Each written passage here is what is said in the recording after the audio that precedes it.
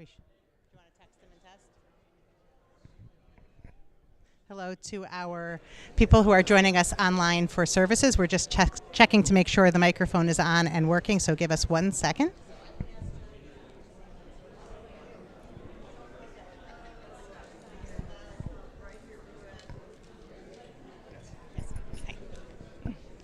Welcome to those of you who are joining us online.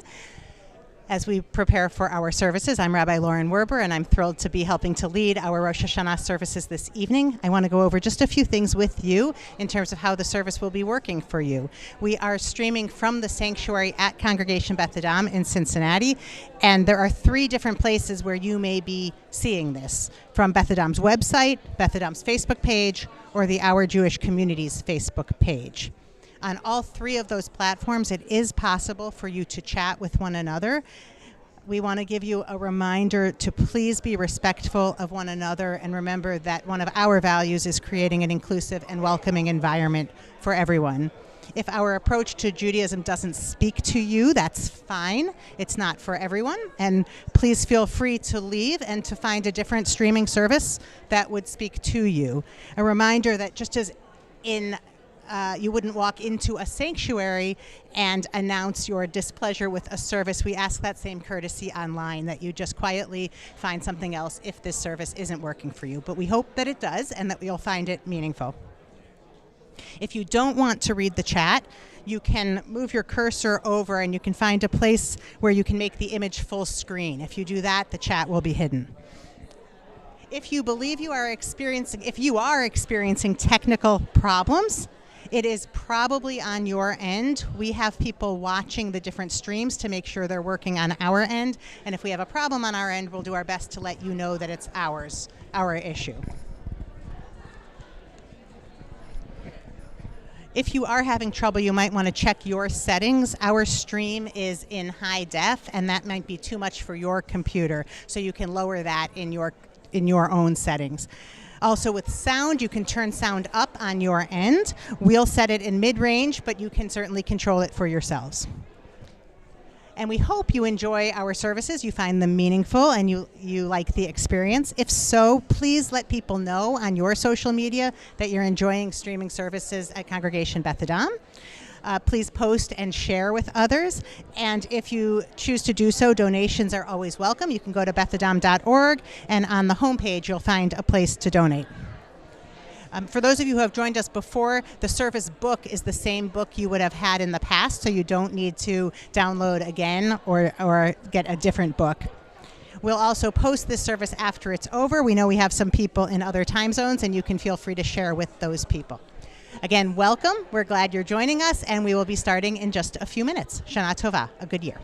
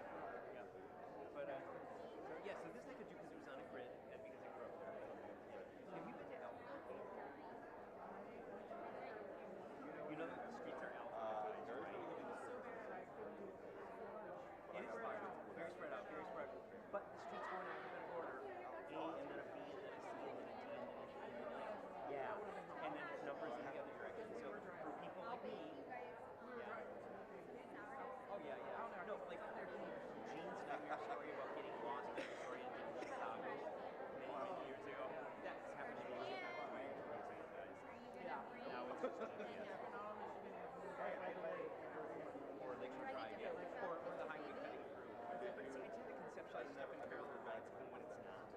So in my mind, 94 goes parallel to Lakeshore Drive, when in reality It's really like doing yeah. whatever. Yeah.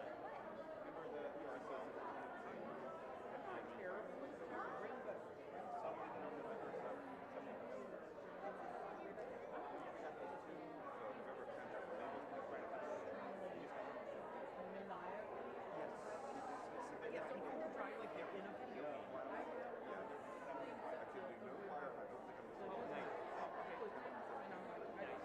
Nice. Yeah, I have to be on it constantly. I always see I've already got reservations for 20 right? about an hour, 15 hour, 20. I actually like it. It's actually, Oh, it was like a big Sunday. and it's an easy drive. There's no traffic. You want, or when I time it so that I'm not getting traffic. Going to date, he basically was like, yeah, it's 45.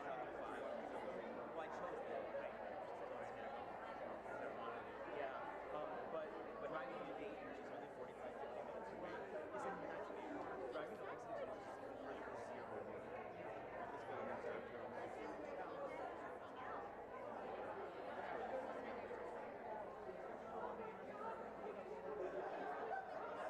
I know. Yeah, the COVID services that we get are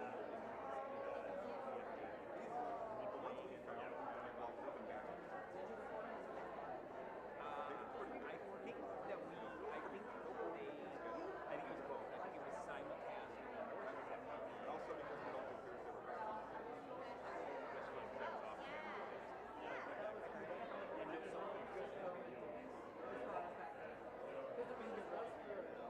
Terry, Right. Catherine, Yeah. And no Johnson Joy. You gotta go. That remains the pinnacle of my life. Is it time? It's time. A VHS though. it just says,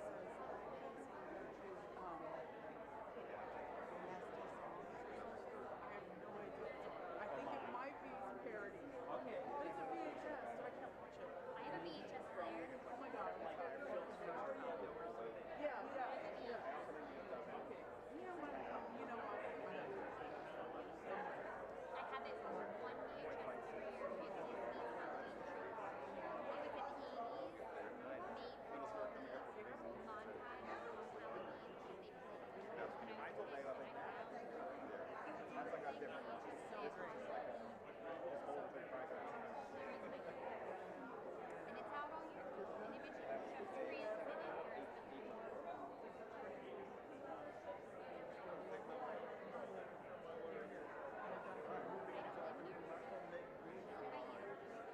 That's the nearest one here.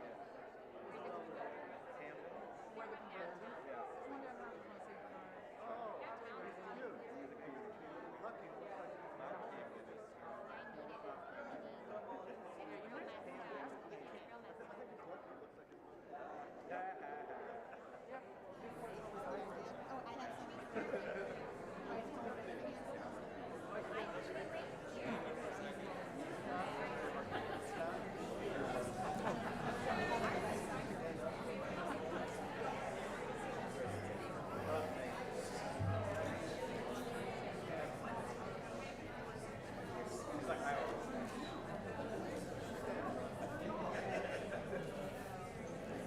Shana Tova.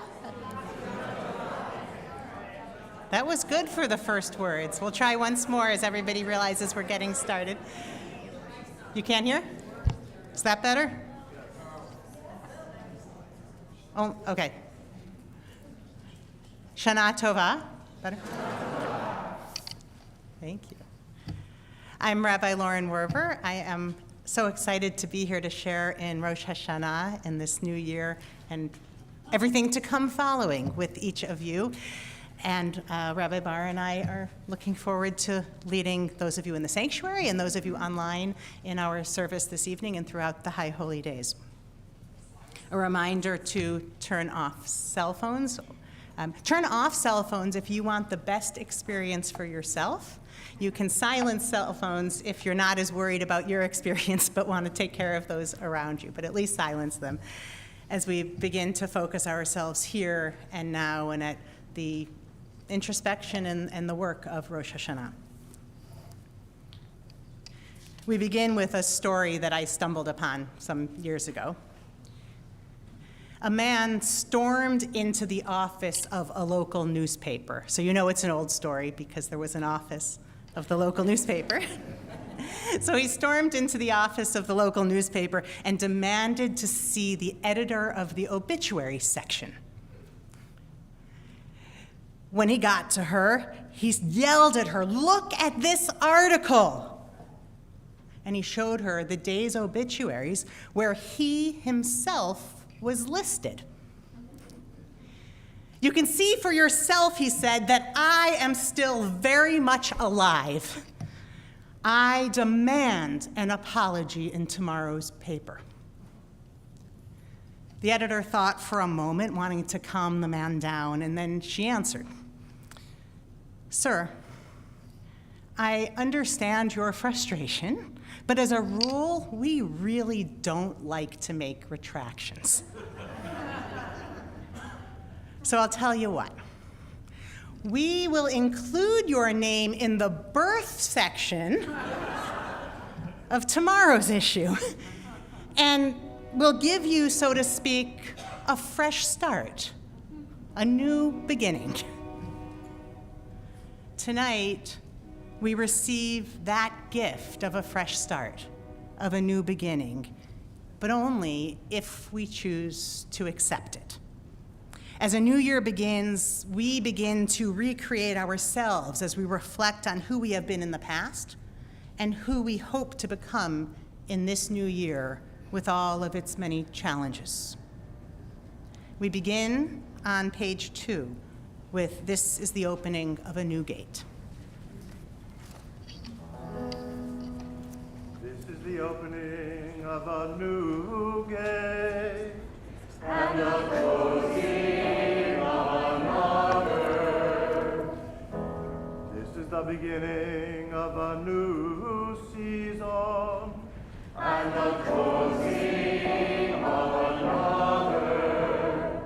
Declaration of the Kile Gotema, Takeo Shana Uvir Gotema.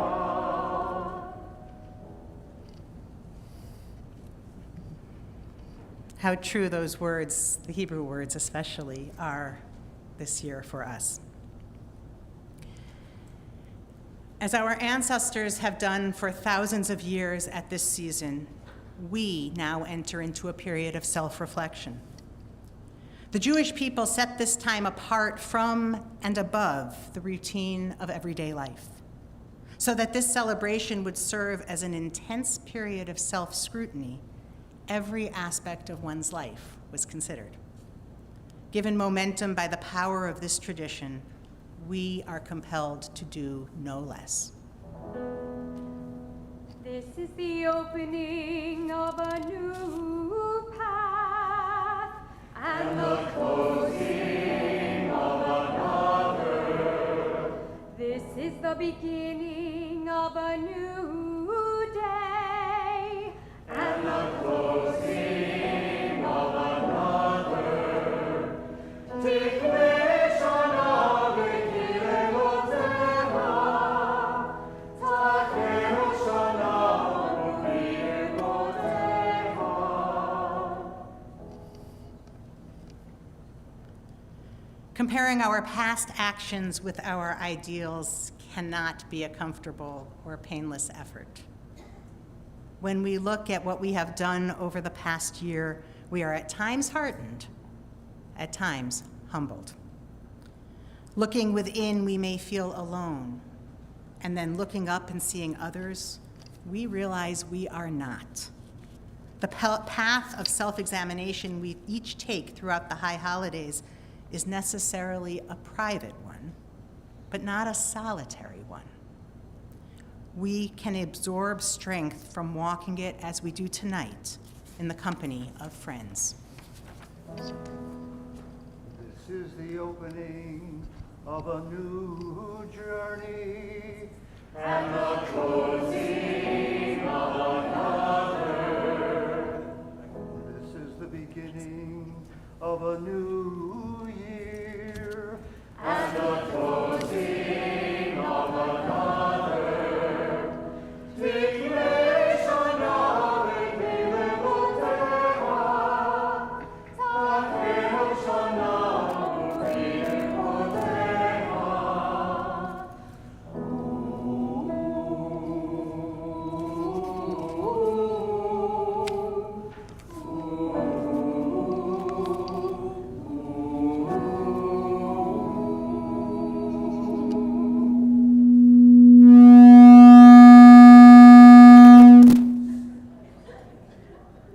That was the gate opening. Can you hear me any better? No, not yet. Can we get a, okay.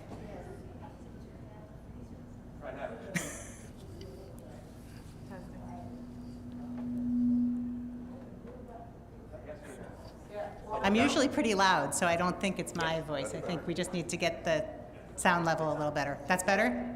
All right, they're happy. I can retire now. Thank you. The magic of the rabbit. See, we have to keep you around. This is a serious service. That's right. That's right. Shame on you. All right. Each of us comes here tonight from our own prompting. Some of us are here out of habit, the habit established for us by our parents and grandparents to adhere to the tradition of Jews gathering to celebrate the new year. Some of us are here out of reverence, a reverence for the tradition of our ancestors who found joy and meaning in this celebration. Some of us are here out of duty, a sense that we owe to others a respect for our tradition. Some of us are here to find a deeper meaning for our lives. We find enrichment, renewed energy, and purpose in these services. It is for all these purposes that a community is formed. Our gathering together reminds us of our place among the peoplehood of Israel, assures us of its continuity. It allows us to reach beyond the mundane, to view the universe with a sense of wonder, to transcend the ordinary, to appreciate the mystery of life. We come here as individuals, but the moments spent here transform us, bring us together, raise us beyond ourselves. In the strength of community, we find security and meaning.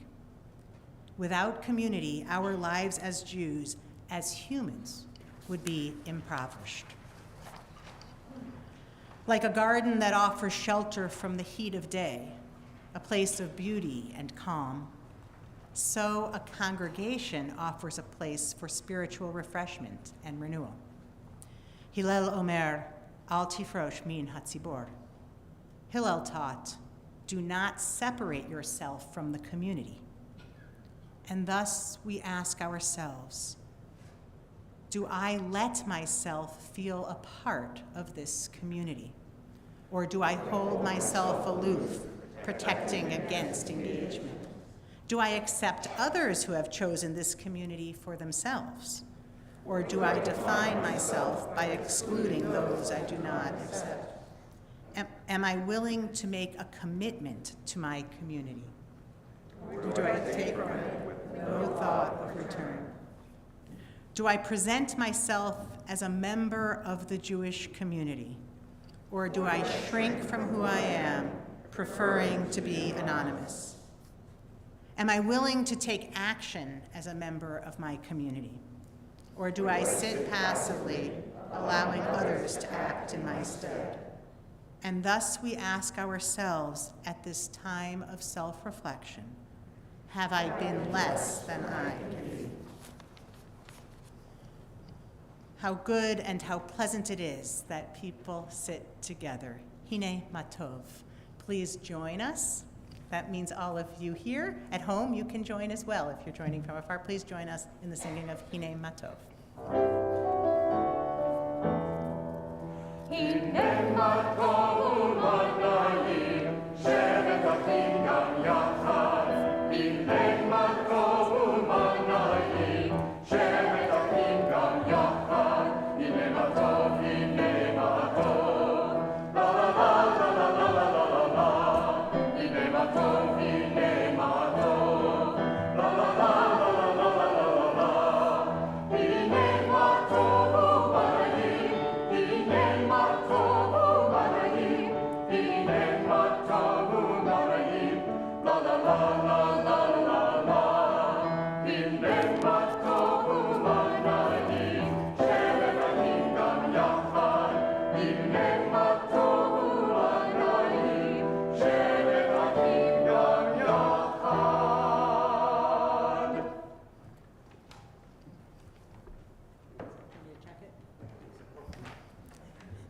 As Maureen comes forward, we're just going to check the microphone one more time. As many times as you test ahead, it's always different once you get here. Can you hear me if you're in here? Okay. Sounds better now.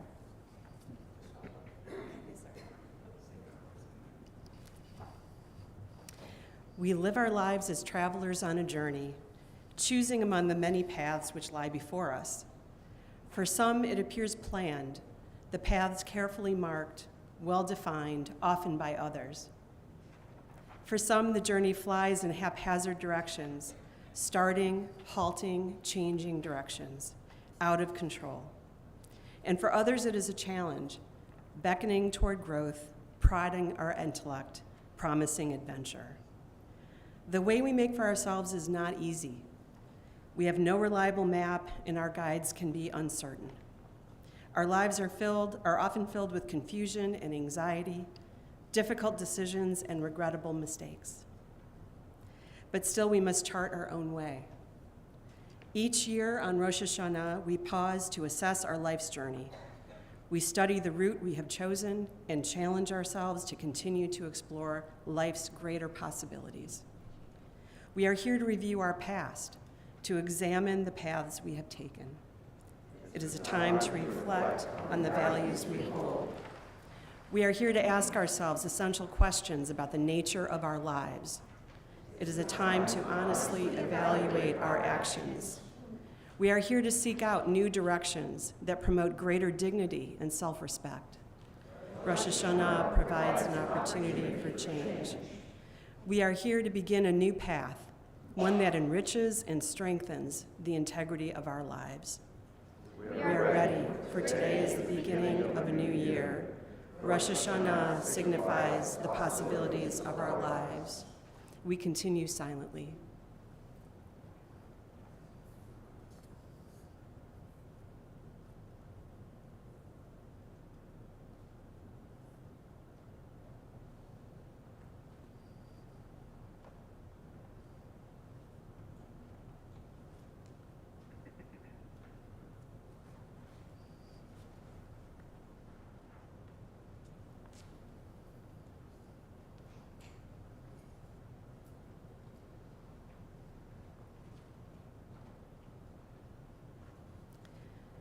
The candle's flame, though frail and easily extinguished, has the power to light the darkness. A small candle can cast light where none has existed before, and its penetration seems greatest in the darkest of spaces. Yet that flame is fragile. A slight breeze will extinguish the light. A drop of dew will bring back the darkness. Like a candle's flame, each human life is minute compared to the world around us. Yet a single act of compassion is like a flame's ray. It bathes our surroundings in light and warmth, and its greatest effect is where indifference is the deepest. A single person has the power to push back the darkness, to bring clarity and understanding where none has existed before. Just as the candle's flame brings light to other candles, each of us can bring inspiration to others. Together, our actions can illuminate the world. As we light these candles, may we use this light to reflect upon our lives and the year just ending.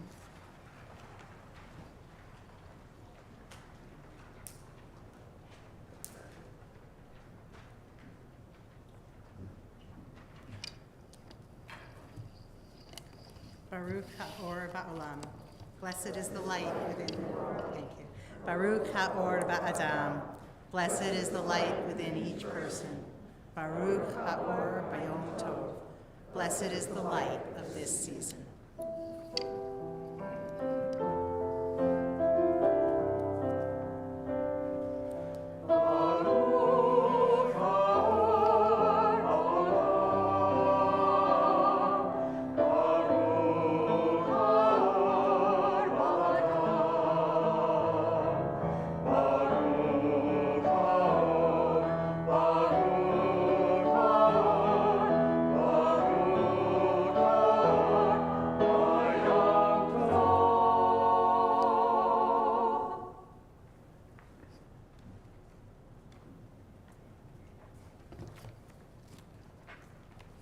So often at this point in our service, we'd read a midrash, a Jewish legend, a tale.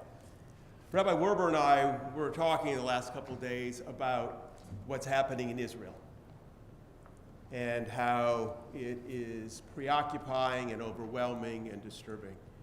And rather than reading midrash this evening, I'm going to read an essay that I wrote and was published about 17 years ago.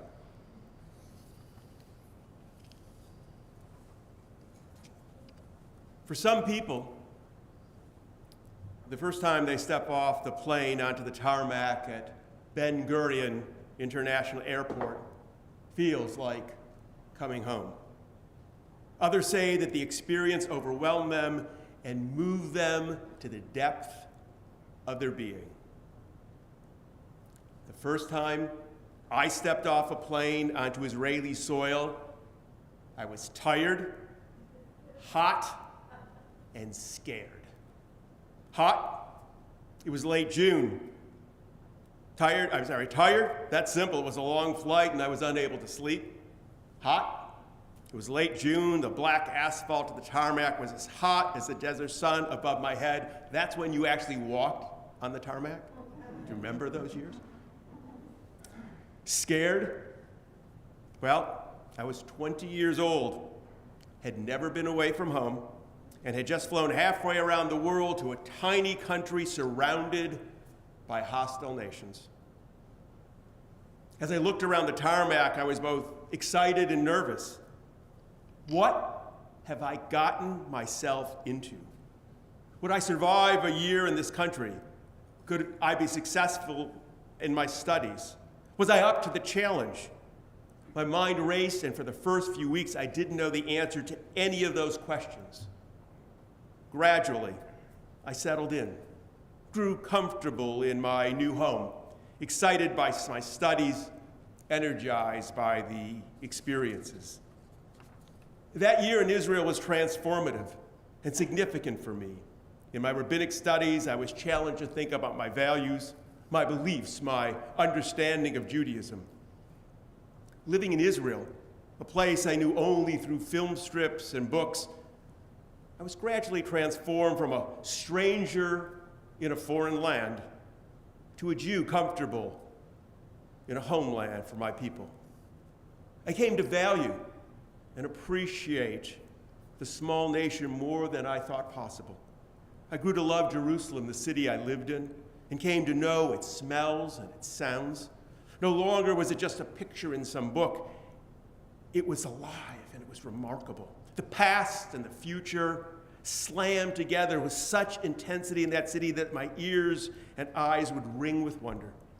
It was magical, intoxicating, and yet the sense of danger always lingered, was always there in the background, just out of sight.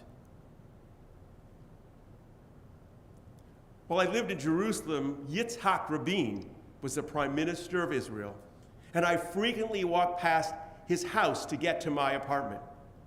Even in 1976, a peaceful year, there was much security. I felt it was safe. It was a constant reminder of the realities that Israel faced. Frequently, when I passed the prime minister home late at night, I would be stopped and questioned about who I was, where I had been, and where was I going. Well, one morning on my way to school, there was even more security than usual. Dr. Henry Kissinger was inside meeting with Prime Minister Rabin. I hoped and I imagined they were discussing ways of creating lasting peace in the Middle East. I stood in a crowd of people and waited as long as I could to see one or the other of these men, but neither emerged. I was late for class, and lasting peace seemed elusive. As nervous as I was upon my arrival, 1 year later, I was equally sad as I prepared to leave Israel. I cleaned my apartment, packed my duffel bag, mailed my books back to the States. And ready for my departure, I felt I went out one last time, one more excursion, hoping to find something for myself, something that would be a lasting memory of my time in Israel, in my time in this amazing country. In retrospect, it seems a little silly now, but I bought myself a t-shirt. It was green with blue lettering. It was in Hebrew. It was the Hebrew version of that classic American slogan of the time, "War is unhealthy for children and other living things." It spoke to me of hopes and of dreams of an Israel in the Middle East that was safe and secure and just. For years, I wore that t-shirt. And every time I did, it was taking me back to my home in Jerusalem.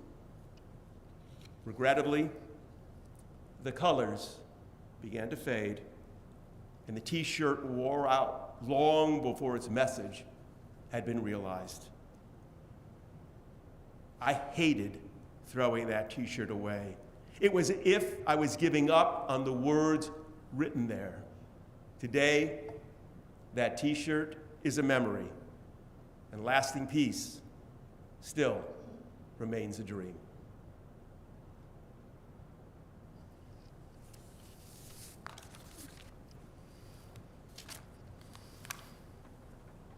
We continue reading our service on page 8.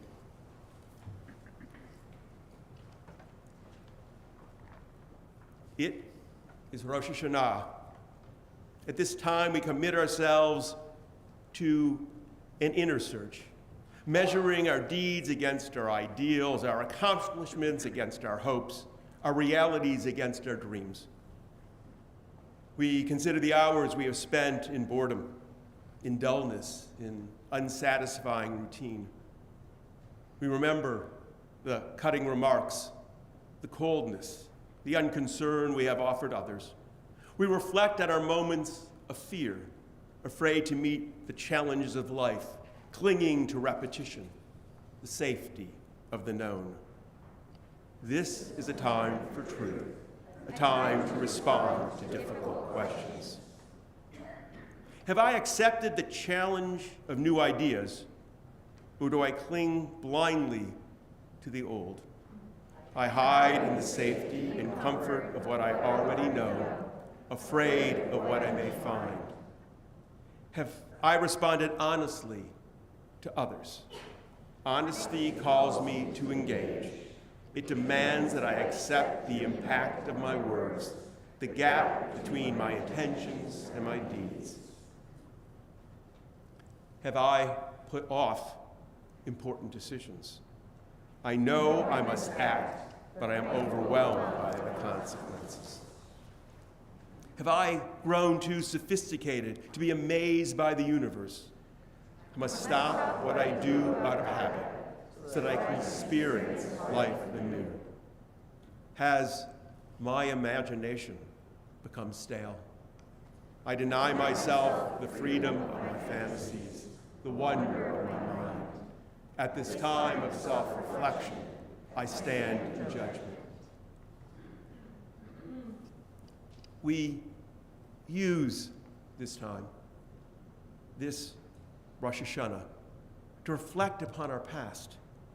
It can remind us of the many moments we have fallen short of our potential, have failed even to attempt to reach. We do this not to sink into despair, but to climb towards a brighter future. Our honest reflection prods us, challenges us, directs us. It allows us to become more than we have been, to create new paths, to truly live in the coming year.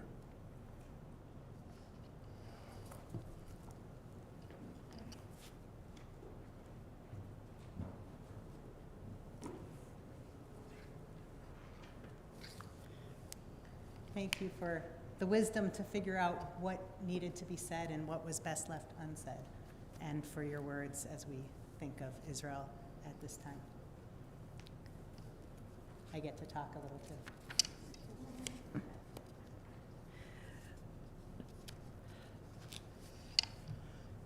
Rabbi, you have to speak on anti-Semitism.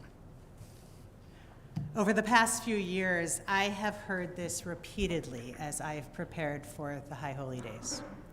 This year, of course, the pressure has grown to, Rabbi, you have to speak on Israel and anti-Semitism. Until yesterday, my response to speaking on Israel was simple. No way. Not me. Not for my first real sermon as your rabbi. Now, suddenly, the situation in Israel, already weighing on us before yesterday, is back in the very forefront of our minds and hearts. Rabbi Barr's words touched on the emotional weight, the sadness, and the dream so painfully deferred and deferred and deferred, the dream of reconciliation and peace. Israel is dear to me as well. And today, in the words of the 12th century Hebrew poet Yehuda Halevi, Libi v'mizrach, my heart is in the east, as I grieve for friends and for strangers, and for all the lands that can't seem to nurture seeds of peace. Many of our hearts, I think, are in the east, and our attention may be divided. But for now, we have no more words. Delving into the situation in Israel and our reactions requires dialogue. It requires lots of listening and trust and time to grieve and struggle together. A service is not the place for this, but we will make space for those moments soon. And so, brokenhearted as we are, that leaves us with anti-Semitism. Also a doozy for a first sermon when we're all looking to be uplifted. And we'll get there, I hope, soon. First, though, let's acknowledge that this feels like a painful new world for many of us. And yet, as an author of Ecclesiastes reminds us, Ein kol chadash tachat hashamesh, there is nothing new under the sun. There's nothing new under the sun. It may not be new, but for the first time in my life, I feel my identity under attack. And many of us painfully feel our otherness and may fear for our safety. The number of hate crimes against Jews in the US has risen 63% every year over the past 3 years, reaching an all-time high this past year, of 1,800 such crimes. It accounts for 68% of religiously motivated hate crimes. Students and some professors on college campuses continue to incite hate against Jewish students, while administrators too often look away. A presidential candidate flagrantly announced that Jews will be to blame if he loses, leaving many of us afraid of what that fallout might be. Rabbi, you have to speak on anti-Semitism. Okay, I can tell you that we have to speak up and call out hatred of all types when we see it. But we cannot ignore the fact that our words have limited impact and the hate will keep coming. I can tell you that we must encourage our friends to be allies, to recognize their influence, and to speak up for us. But we cannot ignore the other injustices in society, or the reality that we may not actually be at the very top of the priority list. I can tell you that we have survived, and we will survive again. But we cannot ignore the extreme suffering and the deaths of millions who did not survive from ancient times through our times. From biblical times to the days of the Romans, to the Crusades, to the pogroms, to the Holocaust, to October 7th, to the tunnels, and beyond. I can tell you we are strong, but we cannot ignore the truth that strong people can be afraid and can hurt too. I can tell you that this too shall pass. But we cannot ignore the fact that it has never been cured for good. It's like a disease that lies dormant for a while, and then its season returns. I have little to say, little wisdom or comfort to offer. But Rabbi, you have to speak on anti-Semitism. So here's my attempt. We cannot make haters stop hating. We can educate and be kind and maybe change some minds, and we can encourage law enforcement officials and legislators to better protect us, but we cannot stop haters from hating. And here's the important part, and it's a hard part, we cannot take responsibility for changing them. That's victim blaming. It's making ourselves responsible for those who hate us as if we've done something to deserve it. And it suggests we have power that we simply don't possess. Just as racism is white people's problem, and white people have the responsibility to fight it, anti-Semitism is the problem of people who are not Jewish, and they are responsible for fighting it. We cannot cure, we cannot change the haters. What we can do is change our own attitudes. We can decide who we are and how we live. We can boldly be ourselves regardless of those haters around us. Rabbi Jonathan Sacks, the former chief rabbi of England, explains, I am not a Jew because of anti-Semitism or anti-Zionism. What happens to me does not define who I am. Ours is a people of faith, not fate, he says. In that spirit, my cure for anti-Semitism isn't a cure for the anti-Semites. It's a vaccine for us, a principled and brave decision to be and celebrate ourselves. What happens to us does not define who we are. Ours is a people of faith, of conviction, not fate. I told you we'd get to uplifting. I want to share some of the reasons I am most proud to be Jewish, as a way for you to get to know me a little bit, and maybe, if we're lucky, a way to bring a little comfort as we begin this new year together. I'll be reflecting on my own identity as a Jew, but I hope that same pride extends to each of you who are connected to Judaism, whether or not you identify as Jewish. Labels are often overrated.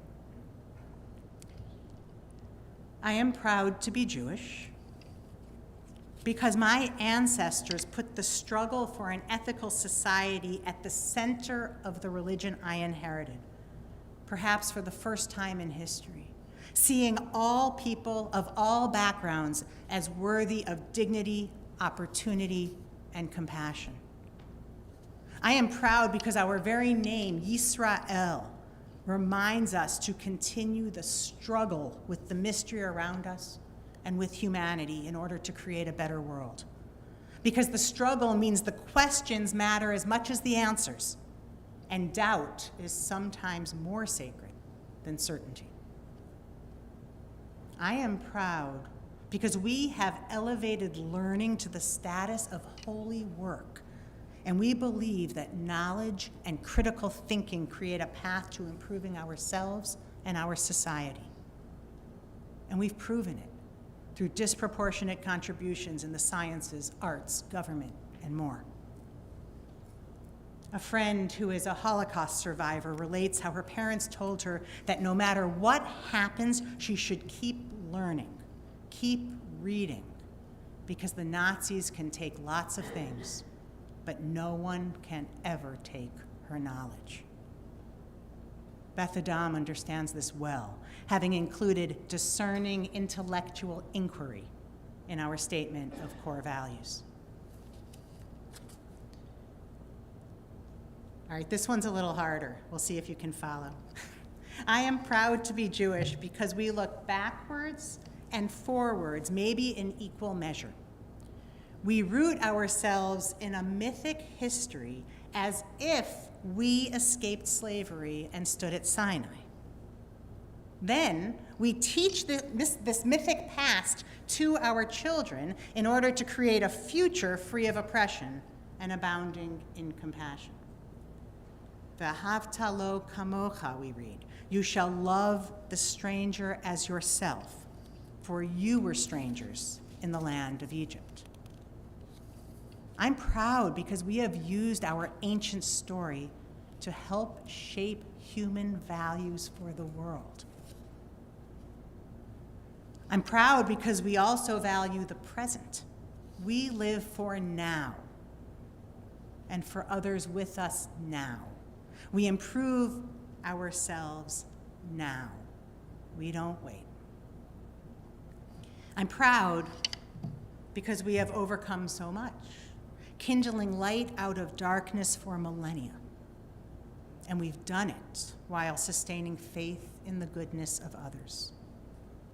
Because we are an almost impossible mix of realist, cynic, and eternal optimist, sustained by hope, mingled with action, plus a few doses of dark humor. And we should be proud of it all. I am proud because my people have revived a language and a country, brought a desert to life, and continue to fight to make that country live up to its promise. I am proud that generations of Israelis have made tremendous sacrifices so that they and we can have a safe haven and a home. I am proud because even now, as Israel grieves and its government flounders, even now, our people are simultaneously serving in the IDF to fight for their country's existence and taking to the streets to fight for its soul, for its reason to exist. I'm proud because we've helped to bring greater equity and equality to religious life by welcoming women, LGBTQ plus individuals, Jews of color, Jews by choice, interfaith families, people with disabilities, and others who feel othered. And because we also recognize how much more work we need to do. I'm proud because through the cycle of the year, we adopt and adapt traditions, all to connect with our heritage and the life it encourages. Because our holidays teach us how to be grateful, generous, responsible, restful, intentional, and ethical. And because they do it with lots and lots of food. Almost all of them. Because every year we get a new year with a clean slate, but only if we face our worst selves and commit to doing better. Ours is a religion that insists we hold ourselves accountable. If only our country and our world could learn that lesson. I am proud because we answer those who would have us shrink and hide by standing taller and speaking more loudly. This year, eJewish Philanthropy reported, and this is their quote, an explosion in Jewish belonging and communal participation that is nothing short of historic. This year, an explosion in Jewish belonging and participation. I'm proud because despite anti-Semitism and the very real fear it often triggers, we are here together today. I'm proud that we have built diverse communities to help us stand here, that ours isn't a religion of lonely faith. I'm proud that there are many, many ways to do Jewish, and that although we often argue amongst ourselves, and often with good reason, we come together when it matters most. October 7 commemorations next week are but one example. I am especially proud to be part of this community. Very early in the interview process, earlier than I expected, I knew with certainty that I wanted to be a part of Beth Adam. And I was excited for the new experiences, the creative opportunities, the living of our values, and the chance to get to know each of you. I began my tenure in August, optimistic and energized, but also quite cautious. I never thought that in just 2 months, and I can't believe it's only 2 months, I would feel a sense of warmth just being in this building. That Melissa and Jody would so patiently help me to acclimate. That so many of you would take time to welcome me, to share in my excitement and to offer feedback and assistance. That our village would get off to such a wonderful start, and our students would make me think and often laugh as much as they do. If you want to laugh, ask them what they think I do as a rabbi. That I would already see fruits of our social justice initiatives, so enjoy the deep and honest engagement in adult education, learn the flow of Shabbat services, and kind of a little bit master the tech. That I would already be building relationships and feeling not only a deep sense of community, but also of responsibility for the future that we're building together. I get to embarrass you.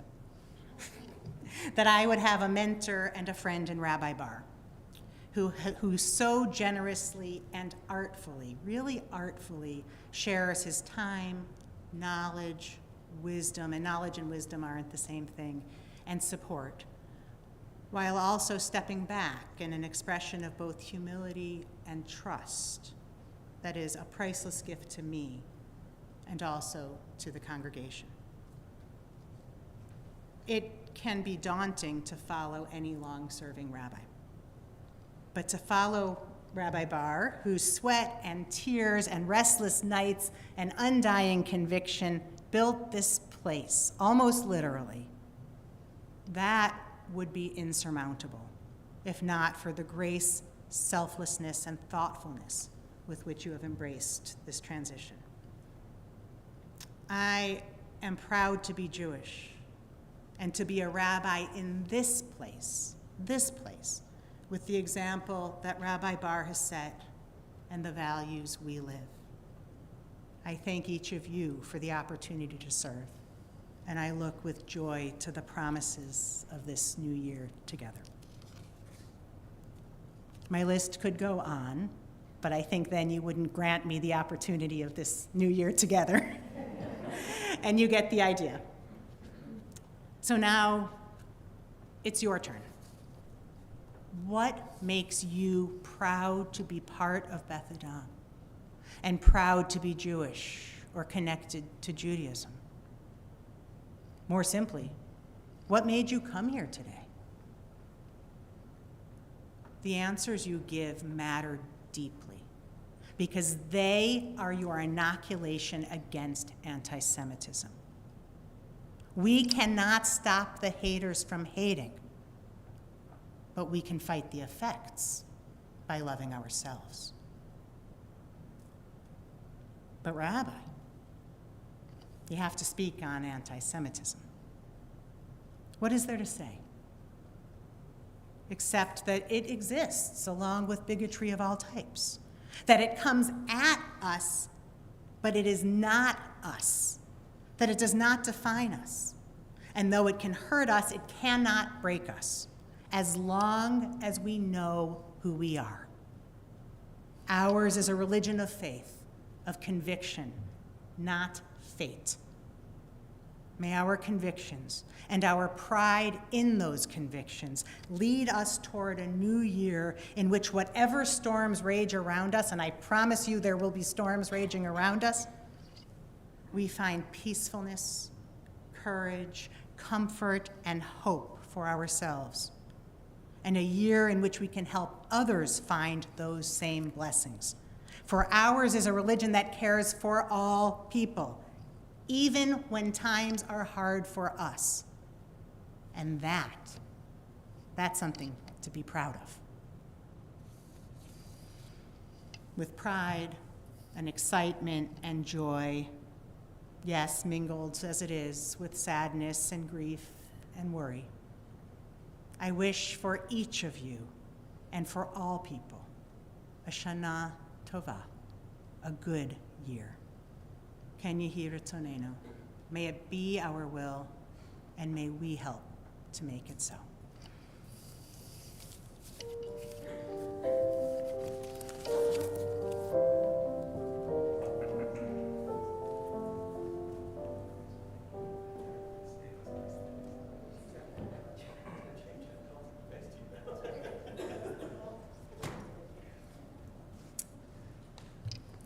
So I'm not going to say anything. We're going to continue in our service. On page 9. Rabbi Yehuda Hanassi taught, what is the right path that a person should take? That which is an honor to the one who chooses it, and also brings honor to humankind. And thus we affirm, we acknowledge that we are not perfect, but perfection is not our goal. We know that we are not omnipotent, but we do not strive to rule the universe. We accept the fact that we are finite. We do not ask for more. We recognize that we must assume responsibility for our decisions. Admitting our flaws does not mean we accept mediocrity. Knowing that we are limited does not mean we fail to strive for understanding and mastery. Accepting our finite nature does not limit our quest. Because everything we do changes the nature of things, even in very small ways. Because we are here together on this planet sharing a common fate. Because every act radiates and has meaning throughout our community and beyond. We have an obligation and a personal interest in creating a better world. We cannot rely upon a moral authority to enforce righteous values. We are accountable to our community and ultimately to ourselves. Each of us leaves a legacy. Our legacy must be that we cared, that we made a difference, that our moment in history was significant, that we took responsibility for the world we left our children. We are called to feed the hungry and to lighten a poor person's burden. We are duty-bound to clean the rivers and clear the air.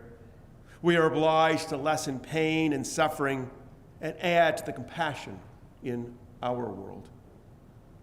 Our humanistic values instruct us not to be content with our inheritance. The world's problems do not belong to others. We cannot isolate ourselves in a society in which we depend so much on one another. To open our hearts to the world and its plight is to raise the spirit of our own lives.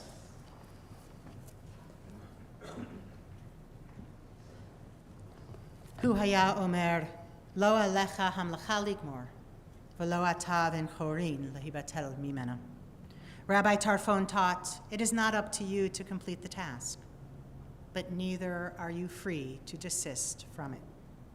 And thus we ask, have I worked for the betterment of our world? Like so many others, my excuse is that I'm too busy to give of myself. Have I opened my heart to those less fortunate?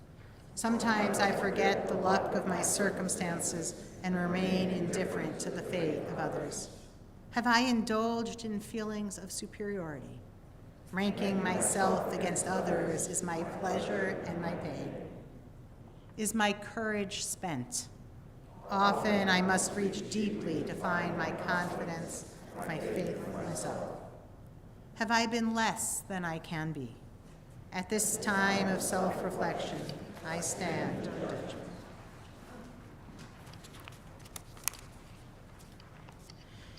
In the silence, we can hear the cry of hungry children, the weeping of the grieved, the shame of degradation, the suffering, and the pain.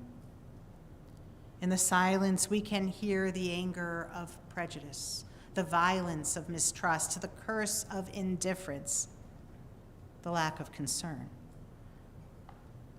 In the silence, we can hear the power of compassion, the comfort of touch, the strength of community, the durability of spirit. In the silence, we can hear the laughter of children, the energy of hope, the depth of humanity, the coming of a new day. Let us listen to the silence.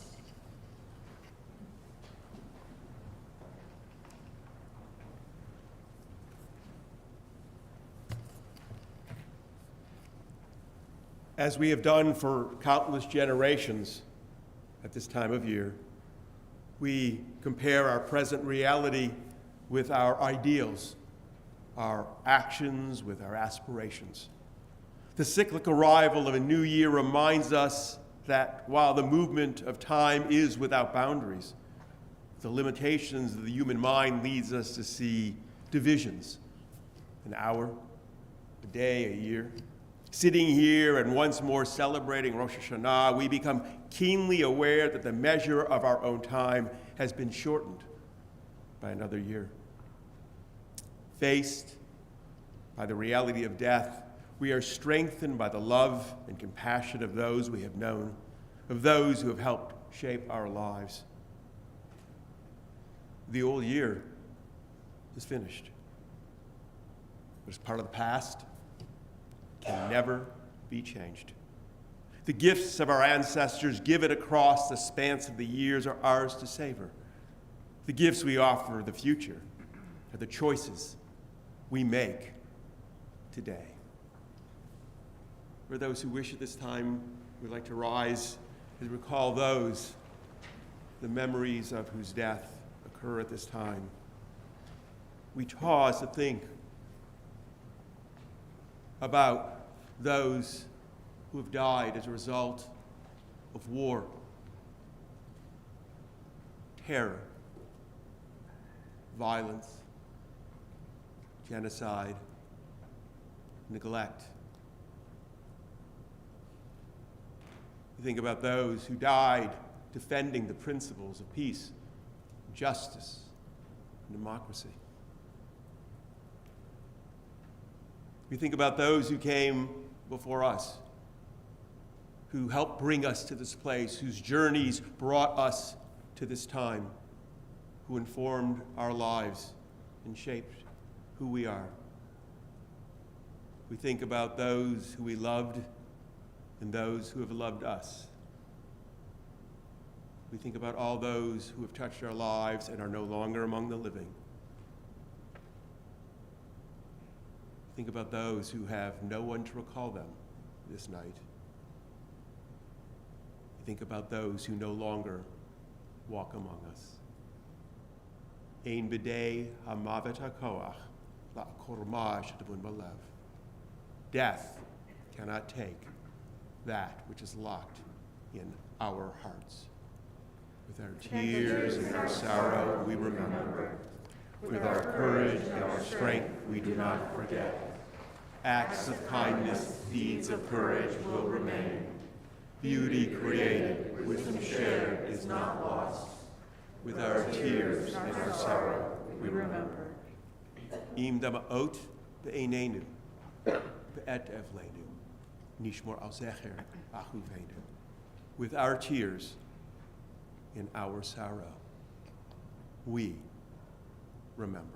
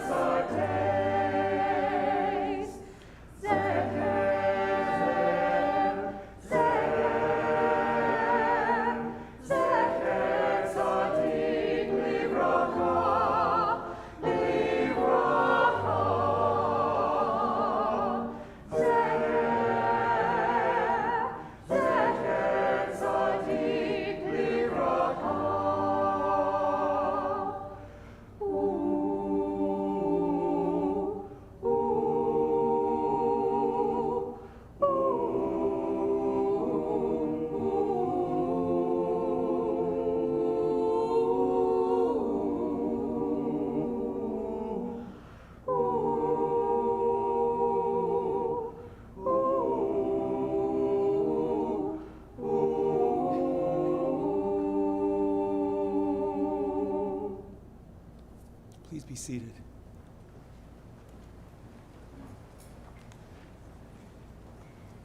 Everything, everywhere, comes from one source. Our lives, all life, springs from that cause. Each thing, everything is made of the same matter. Our lives, all life is inseparable, and of that ground we are, each of us, an uncommon expressions of that source, an intelligence unfolding to live one certain life. We blossom sweetly.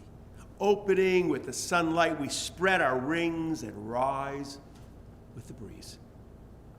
We flow, rich with life's supporting currents. We pause, silently honoring the gift of every breath. We are, every one, a source and a benediction for life.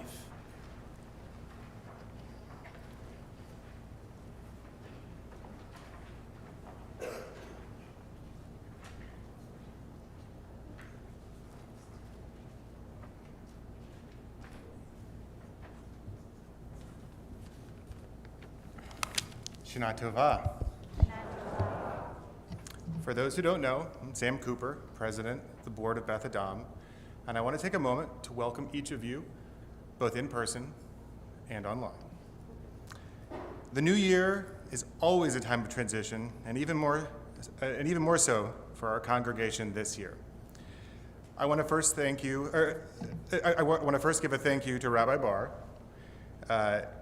for your continued leadership and guidance, and to Rabbi Werber for embracing your first year with energy and optimism. As we reflect on this period of change, it's important to acknowledge that, depending upon your perspective, all transitions can feel like a loss of sorts. Whether it's the end of something familiar or the beginning of something new, we often find ourselves feeling uncertain about what's to come. But we are all, in one way or another, in a constant state of transition. Change is an inevitable part of life, and it's how we respond to it that defines our growth. It's through change that we continue to evolve, to learn, and to embrace new opportunities. Through these changes, we strengthen our community and move forward with a sense of hope and purpose.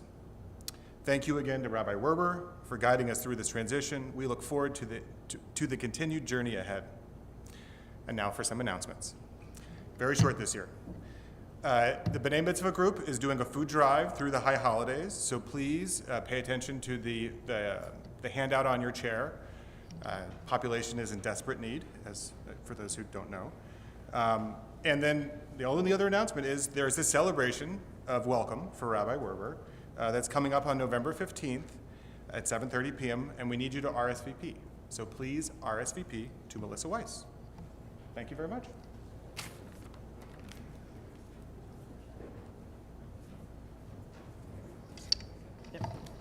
Thank you, Sam. Thanks. For So- those, see if we, Sorry, come I'm so up, used to, I'm if we come up together, look what happens.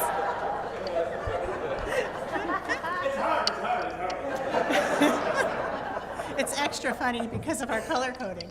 But we'll do it together. If you're online, no, I wanted you to, it's good, stay here. Stay. It's like, stay, right? Sit, stay.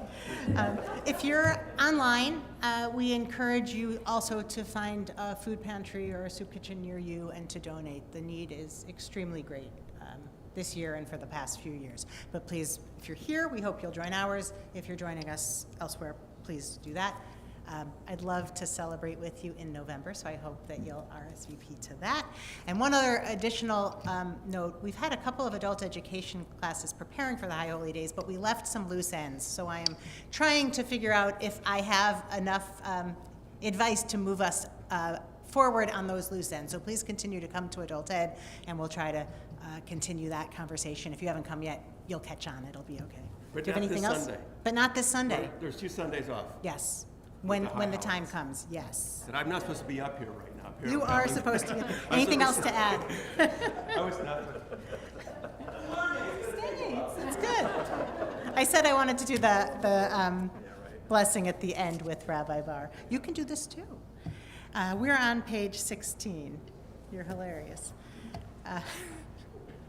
As we come to the end of the Rosh Hashanah evening service, we realize that we have completed but the beginning of our travels. For this service marks the starting point of our journey throughout the high holidays, an ancient marker that signifies both the ending of the old and the beginning of a new year. We have before us a path to ascend, one that brings us to further scrutiny, self-awareness, serenity. It is a time set aside for us to become more aware, alert, and alive to the possibilities that life affords. We recall the past, remembering the happy and sad moments, the good and bad times. We sing together and remain silent together. We dream of the future and what it can be. We are thankful for this time we share. I've spoken a lot, so let's continue together. During the remaining high holiday services, may we examine the paths we have walked so that we can plan a course for the coming year. The many roads we have taken lie behind us, and we are at a new moment of possibility. We resolve to make this year's journey one we travel with integrity, self-respect, and dignity. This year, we will try to choose our paths wisely, responding to the challenge and adventure of life, seeing its possibilities for growth, for friendship, for hope. For those who wish to rise, we rise for our closing benediction. You start.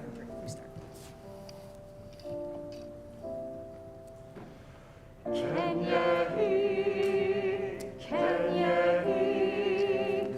Can you hear? Can you hear?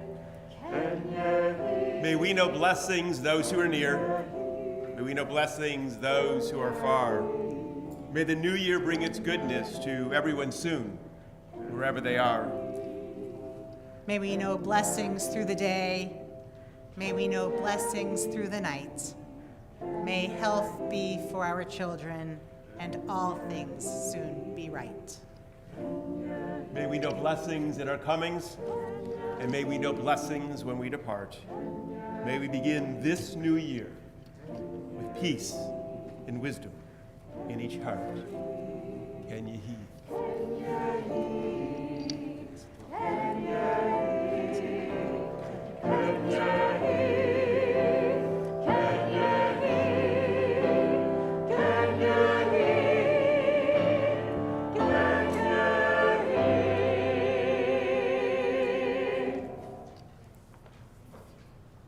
Thank you to our choir and to Scott on the piano. Tomorrow morning, we'll hear the shofar loudly and proudly awakening us to the opportunities of the new year and to the need to work on ourselves in order to realize those opportunities for our world. May the shofar's proud blasts also awaken us to our pride in who we are as individuals, as a community, as a people. Today, tomorrow, and in the year to come, may that pride nurture our souls, inspire hope in us, and help us bring light and love into a world crying out for healing and hope. May it be for each of us, for all of us, for all people, a good year. Shana Tova.